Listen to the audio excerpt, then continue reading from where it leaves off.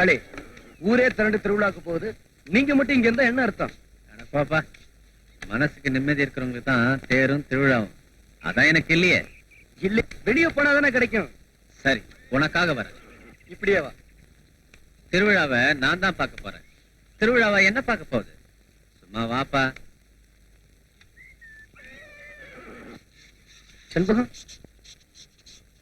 தயாரா வந்துட்டேங்க.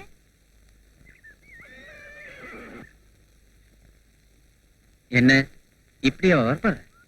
திருவிழாவை நான் தான் பார்க்க போறேன். திருவிழா என்ன பார்க்க போறது இல்ல, வாங்க போல.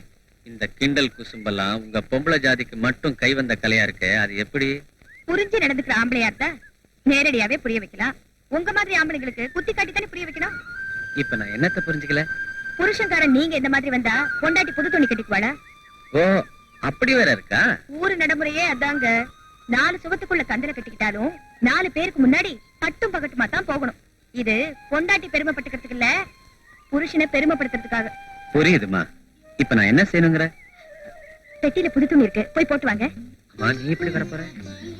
பொண்டாட்டி எப்படி வச்சிருக்காரு பாத்தியான்னு ஊர்ல உள்ள பொம்பளைங்க மூக்கு மேல விரல வைக்கிற மாதிரி வர போறேன்.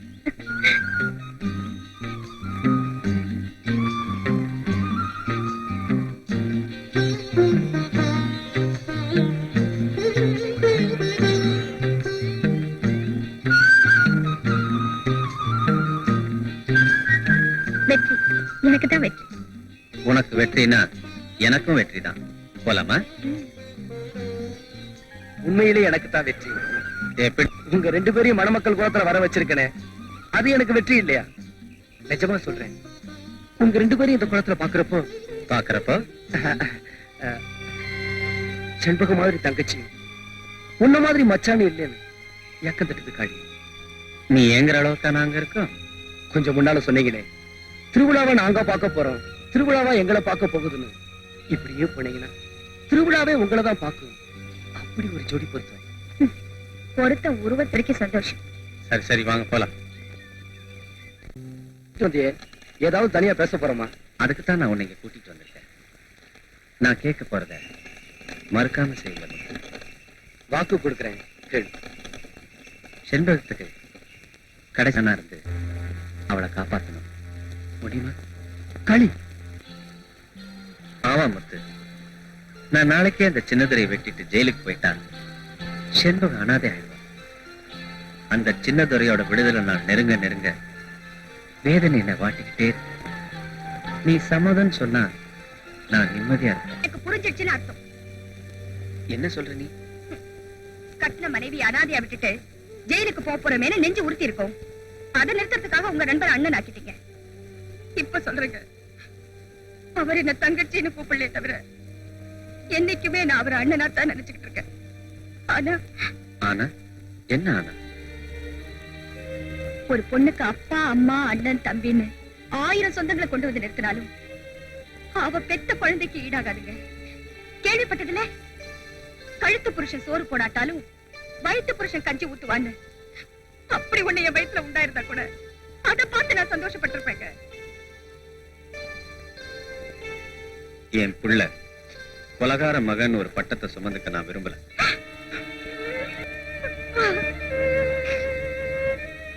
அவரை தடுத்து நிறுத்த என்னால முடிஞ்ச கடைசி முயற்சியும் பண்ணி பார்த்துட்டேன். பலந்தா இல்ல. இதுக்கெல்லாம் ஒரே ஒரு வழி இருக்குமா? என்ன? நான் யாருங்கிறத காளிகிட்ட சொல்லி அவன் கையாட நான் செத்துட்டா இந்த பிரச்சனைக்கெல்லாம் ஒரு முடிவு ஏற்படும். நானே செய்துகிட்ட தற்கொள்ளன்னு என் கையாலே லெட்டர் எழுதி வச்சிடுறேன். தண்டனையிலிருந்து அதை அவனை காப்பாத்து. எனக்காக யாரும் சாக வேண்டாம். நானே ஒரு முடிவுக்கு வந்துட்டேன். அவருக்கு ஏதாவது ஒண்ணு ஆயிடுச்சுன்னா அந்த நிமிஷமே நான் சாகிறதுன்னு தீர்மானிச்சிட்டேன்.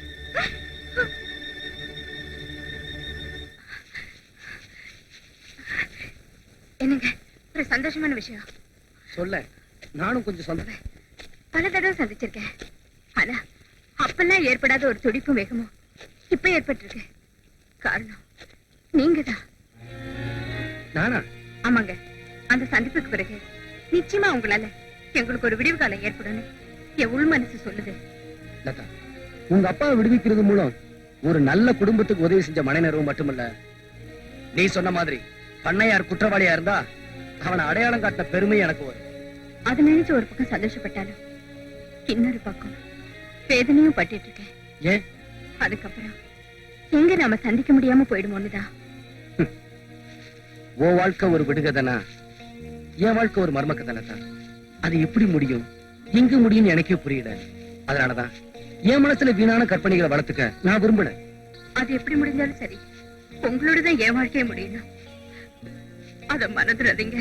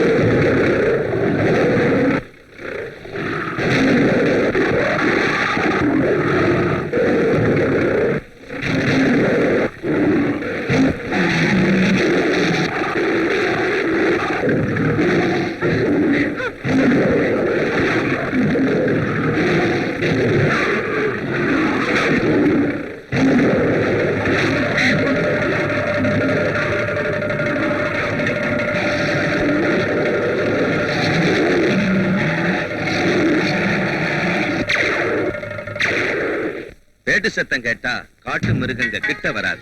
நீங்க இருக்கும்போது எங்களுக்கு என்னங்க பயம்? சந்தன கட்டையெல்லாம் லாரியில லோட் பண்ணியாச்சு. நீங்க கேட்ட யானை தந்து இப்போ நீங்க புறப்படலாம். புறப்படுறோம். ஆனா வழியில இந்த காட்டுல பேய் இருக்கிற வரைக்கும் ஒரு ஈ எறும்பு இங்க நடமாடாது. டேய் சொல்லுடா. ஆமா, இது நாங்க அனுப்புற பேய். நாட்டுல காரியாரிங்க நம்ம செய்யற தொழிலுக்கு இடங்களாக்க கூடாதுன்னு எங்க ஐயா இப்படி ஒரு ஏற்பாடு பண்ணிருக்காரு. நீங்க ரொம்ப புத்திசாலி பண்ணியாரு. இல்லன்னா இந்த தொழில போட்டி இல்லாம போலீஸ்லயும் சிக்காம காலத்துல போவா. ஆலோசனை அவசரம். இவங்களை காட்டு எல்லை வரைக்கும் கொண்டு போய் விட்டுட்டு வாங்க. ஆகட்டுங்க. ரொம்ப நன்றி பண்ணையார். இப்ப எனக்கு எல்லாம் புரிஞ்சு போச்சுல தான். அவன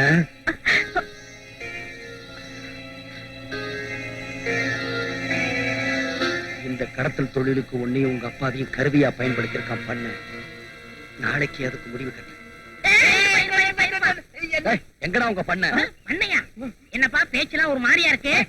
பேசுறதுக்கு நேரம் இல்ல, முதல்ல வர சொல்லு. முத்து, என்ன விஷயம்? இங்கேயே பேசலாமா இல்ல? நான் பேச வந்தது நீங்க செய்யற கடத்தல் தொழிலை பத்தி. முத்து, அரசாங்க சொத்துக்களை காட்டுல இருந்து கொள்ளையடிக்கிறது உங்க தொழில். காட்டு பக்கம் யாருமே வராம இருக்க பேய் வேஷம் போட ஒரு பொண்ணு, அவ உங்க கைதி. அவங்க தகப்பனுக்கு ஜெயில். இதையெல்லாம் தெரிஞ்சுக்காம உங்களை நம்ப ஒரு கிராமம்.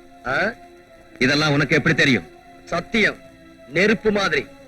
அதை எதை போட்டு மூடினாலும் புகையா மாறி உண்மையை வெளிப்படுத்தாம விடாது பண்ணையார். இதை இப்பவே ஊரறிய சொல்லி இருப்பேன். வேலை கொடுத்து ஆதரிச்ச நன்றி கடனுக்காக எச்சரிக்கை பண்ண வந்திருக்கேன். என்ன எச்சரிக்கை? இன்னையோட உங்க கடத்தல் தொழிலுக்கு மூட்டை கட்டணும். பேயா அலைய விட்டுருக்கீங்களே, அந்த பொண்ணோட தகப்பனுக்கு உடனே விடுதலை கொடுக்கணும். தவறினா போலீஸ் வரும். இதெல்லாம் உன்னை உயிரோட விட்டா தானே? இப்படி செய்வீங்கன்னு எனக்கு நல்லா தெரியும். 30 நிமிஷத்துல நான் திரும்பி வரலனா பண்ணையாரால என் உயிருக்கு ஆபத்துன்னு அர்த்தம். 31வது நிமிஷம் போலீஸ் கிட்ட போய் சொல்லுன்னு லதா கிட்ட சொல்லியிருக்கேன். நான் இப்ப வந்து 10 நிமிஷம் ஆச்சு. உனக்கு தேவையான பணத்தை கொடுக்கறேன். பண்ணையார் 11 நிமிஷம் ஆச்சு. சரி சரி, லதா அப்பாவை நீ சொல்ற இடத்துல நாளை காலையில நானே கொண்டு வந்து ஒப்படைக்கிறேன். சம்மதிக்கிறேன். இதுல ஏதாவது சூதோ சூழ்ச்சியோ இருந்தா உங்களுக்கு தான் ஆபத்து. நாளை காலையில பொய்மான் கரண்டு கிட்ட காத்துக்கிட்டு இருப்பேன். சொன்னபடி செய்யுங்க.